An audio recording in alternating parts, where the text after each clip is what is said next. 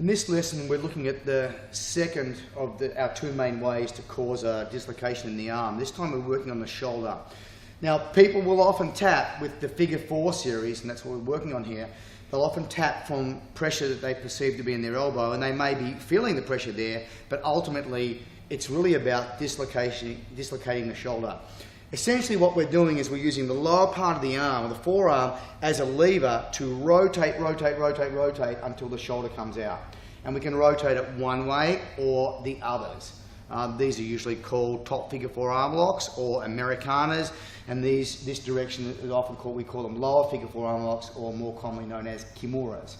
So they're kind of the two styles, and we can do them from loads and loads of different angles with different setups and in different combinations. Our basic one from the mount, I'm going to start here. I'm going to come away until both of my arms are straight. So I'm then driving down with all of my body weight, as opposed to coming up here and having a bent arm, and now I'm fighting my tricep and pec versus David's tricep and pec. So I'm going to come away, get both of my arms locked straight, and drive down like I'm trying to do a handstand on his arm, until his hand goes to the floor. Once it's on the floor, we drop our elbow down. At this point, this wrist wants to be kinked slightly upward. If it's downward, he can just pull out with the strength of his tricep because it's only my fingers holding him. If it's kinked upwards, it's much harder for him to do that, especially if I put a lot of my weight on this elbow by taking it off my legs a little bit. I can even add my head to the back of my hand to put more weight there so he can't straighten his arm out until I get the lock on. So watch that's not kinked down, it's kinked up. The other hand, palm down, we slide under and lock near the wrist. As near as we can to our wrist, not up here where there's a gap in between. That's what I want. And now what we do is, as we need to rotate his hand, but we can't because the ground's in the way, we're splitting the difference. We're going to slide his hand down like a paintbrush on the floor in this direction while we lift his elbow up. So we're getting some of the rotation by sliding the hand down, and the rest of it by lifting his elbow up. Ideally, I'd want him pushed over a cliff or have a hole dug under here, so that could be a pure helicopter or propeller-like rotation.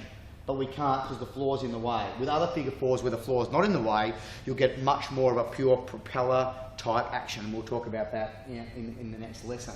So from here, I slide under, lock it up, I keep the back of his hand on the ground, but no weight on it. The weight's on my elbow, so his hand can move as I slide and lift to get the tap.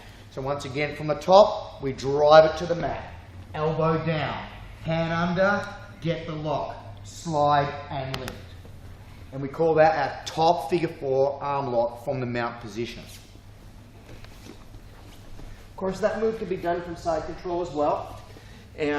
But we find that it's a very basic move that people can conceptualize and understand once they hold that. So we teach it pretty early. You will find that bigger, stronger people can be hard to get this on because they really hold that in, and that's when it's really going to be important to do what John said in terms of activating your whole body weight to separate the arm from the chest. And very important to keep the whole idea with all the figure 4s that we're going to cover, not only these basic ones, but in more advanced combinations and more advanced lessons, it's to keep that 90-degree angle, because then we're using this as a lever to rotate that top part of the arm out. A lot of the mistakes that people make in this is they allow that angle to adjust during the course of applying the lock. We don't want that. We want to fix that, weld it like that, and make this thing move. You notice how in these lessons we're giving you a lot of principles. We really don't want you to view Brazilian Jiu-Jitsu as a list of moves.